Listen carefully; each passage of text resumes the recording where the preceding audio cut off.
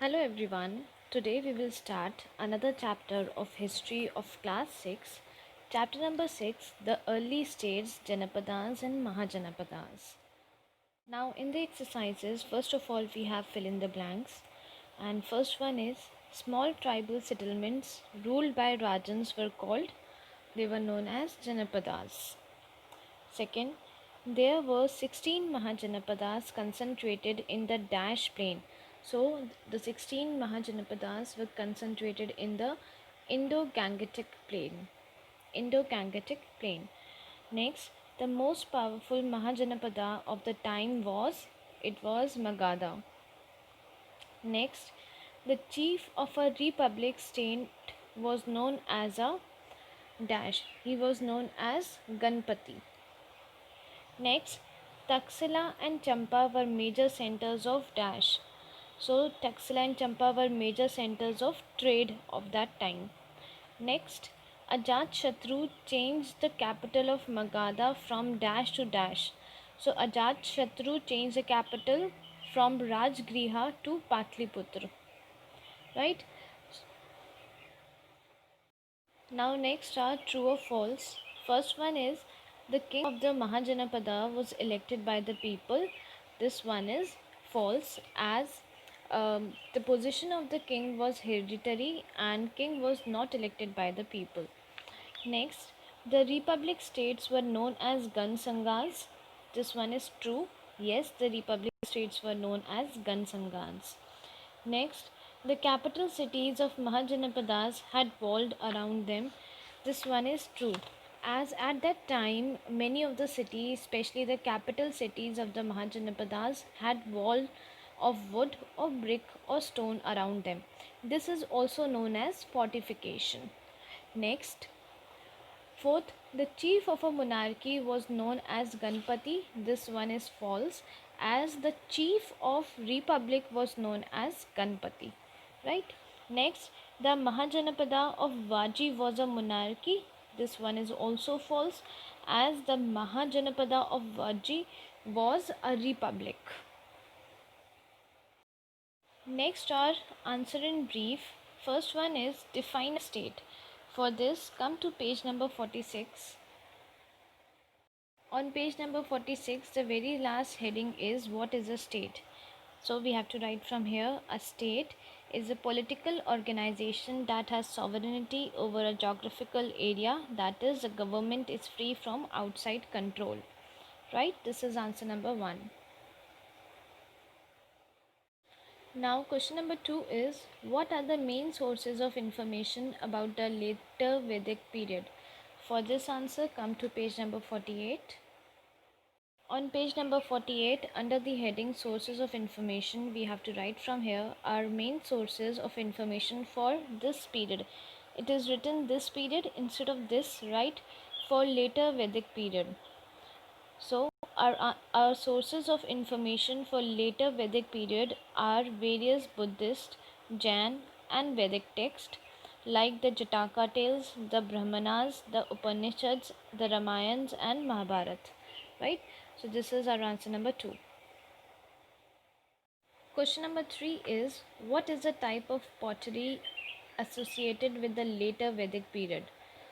So the pottery associated with later Vedic period is, please note it down, it is northern black polished ware. It is northern black polished ware. Right? Next is, what are the two types of early states?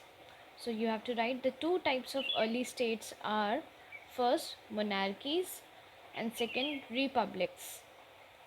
First is monarchies, second is republics.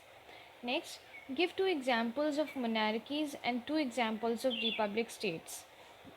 So example of monarchies are Magadha and Avanti. Magadha and Avanti. And the examples of republics are Mallas and Shakyas. Example of republics are Mallas and Shakyas. I have just told you two here. You can write any two from all given in your books. Now question number 6 is, what are punch marked coins? So please note it down. punch marked coins, number 1, were made of silver and copper. Punch marked coins, number 1, were made of silver and copper. Second, were punched with symbols, were punched with symbols of hills or trees, were punched with symbols of hills or trees. Third, were used in trade. Right, so I'm repeating the whole answer. Punch marked coins were made of silver and copper, were punched with symbols of hills or trees, were used in trade. Now question number 7 is, mention any two taxes collected by the rulers of the Mahajanapadas. So I'm again dictating it, please note it down. uh, first first taxes were paid by traders and farmers. Taxes were paid by traders and farmers. Next, second, cattle and sheep herders. Cattle and sheep herders also paid taxes. Cattle and sheep herders also paid taxes in the form of animals and animal products. Cattle and sheep herders also paid taxes in the form of animals and animal products. Right? So next our answer in detail. And first one is, what were the differences and similarities between the monarchies and republics that emerged in later Vedic period? So I have to dictate this answer. Please note it down. First, we'll not divide the page into two. We will just write it as a paragraph. Right? So first we'll write the differences. And first difference is, monarchies had become hereditary.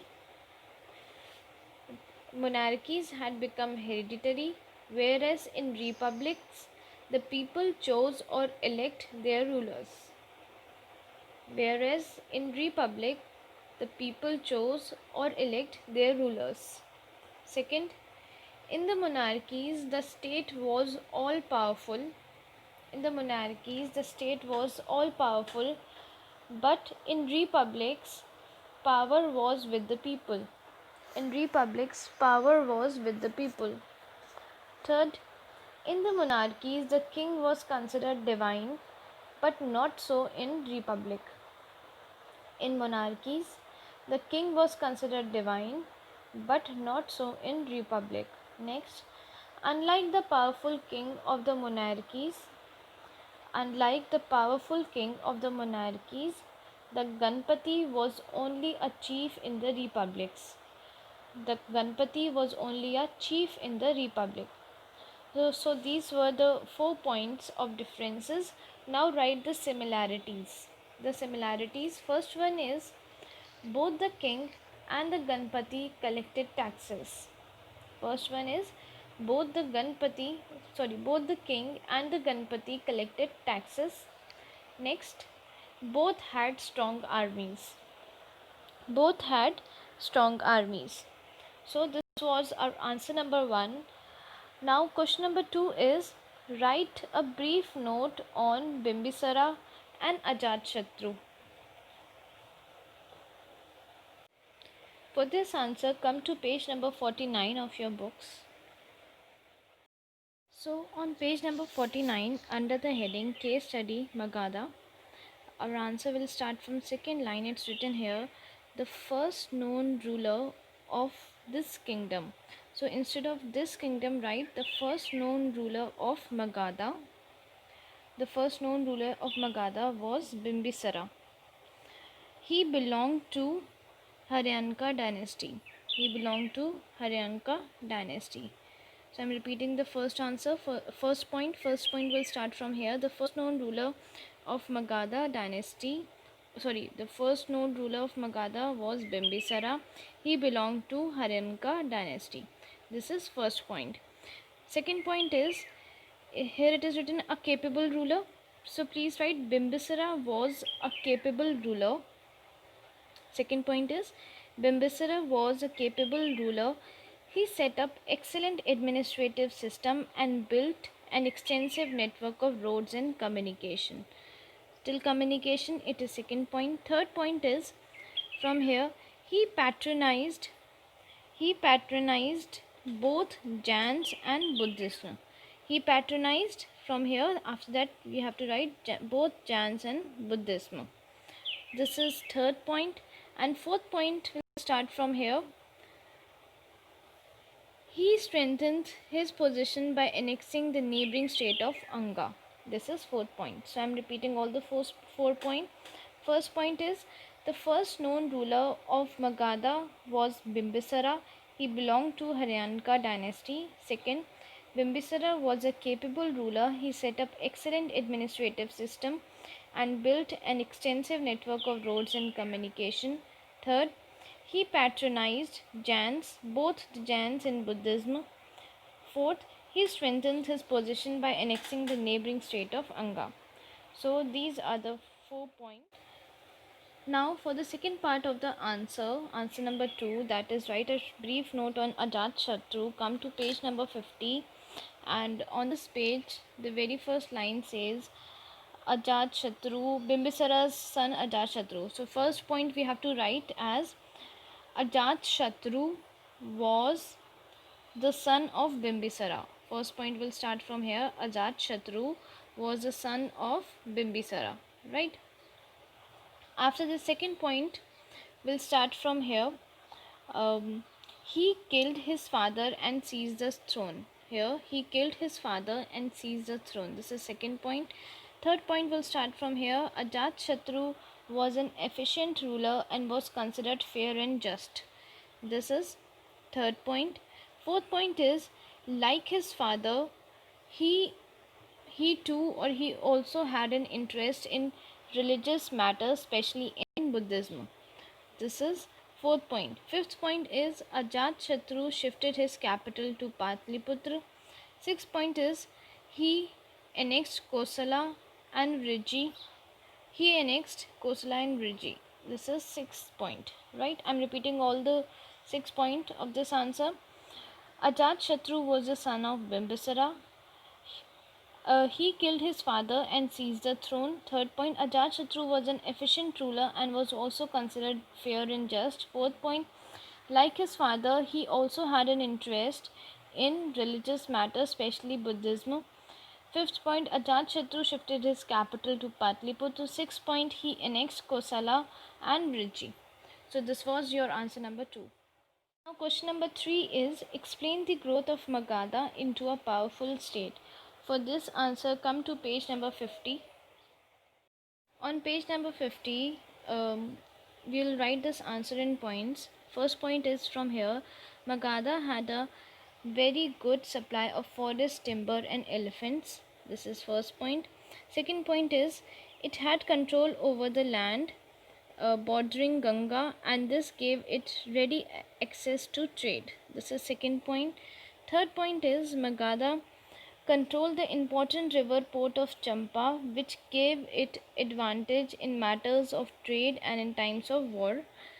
This is third point. Fourth point will start from here. Magadha also had abundant iron and copper deposit. This is fourth point. Fifth point will start from here.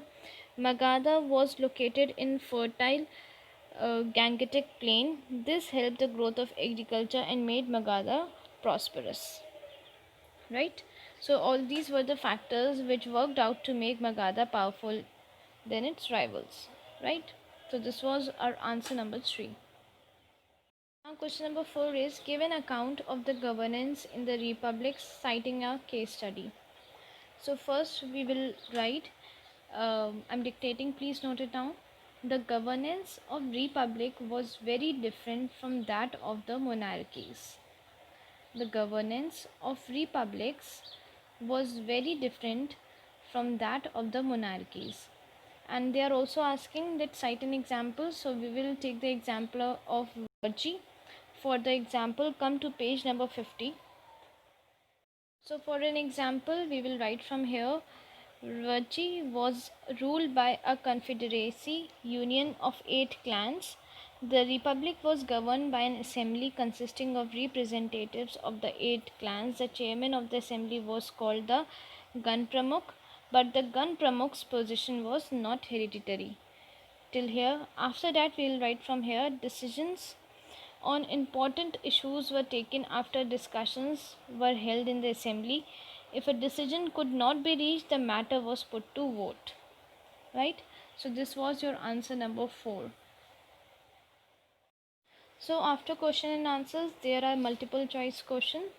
First one is, of the 16 Mahajanapadas that emerged around 600 BCE, the most powerful was option Avanti, Kosala, Magadha or Vatsa.